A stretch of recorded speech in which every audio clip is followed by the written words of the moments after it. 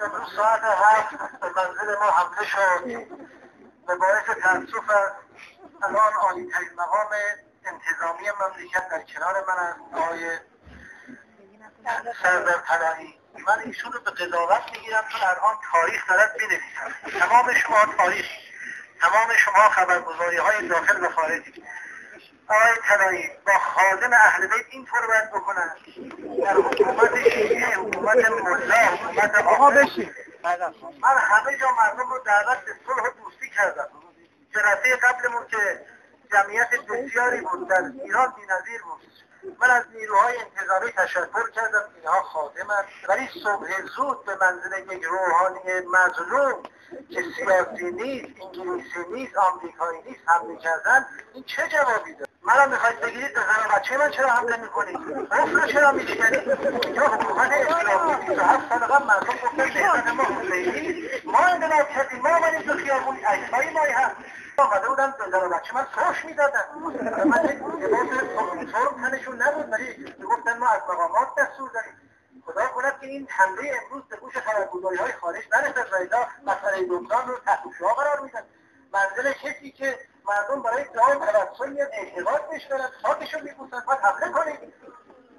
امروز مصادف با این به منزل پدر ما که بر جای تبریک بوده حمله شده، خواهر ما رو دستگیر کردن بودن. چرا این کار میکنید؟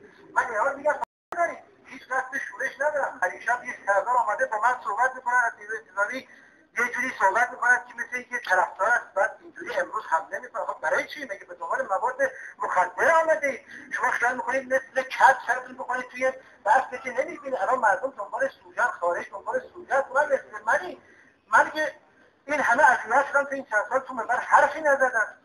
من خیلی حرفا داشتم بزنم نزدم. این مزد منه. این همه اذیت آزار کردید مردم رو دعوت میکنن به خون شهدا، این مزد ما.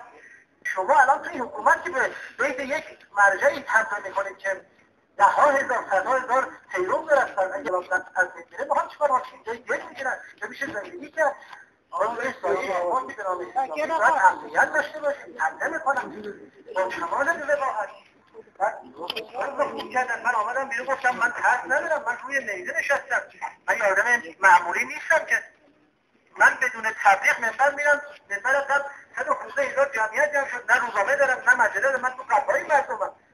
با من اینطور نکنید. بنده در این چند سال هم به آقای کاملی بارها نامه نوشتم، نامه‌های محترمانه به آقای شاهرودی دادم، متنش هست، به مصلحت نظام دادم، به آقای رئیس جمهور دادم، ولی جواب نیامده. من بیمناکم خلاصه از این آتش زیر خاکستر اینو اصلاح کنید و این اصلاحش هم به این نیست که حمله کنید بخواید خفه کنید. برای چه خفه کنید آخه؟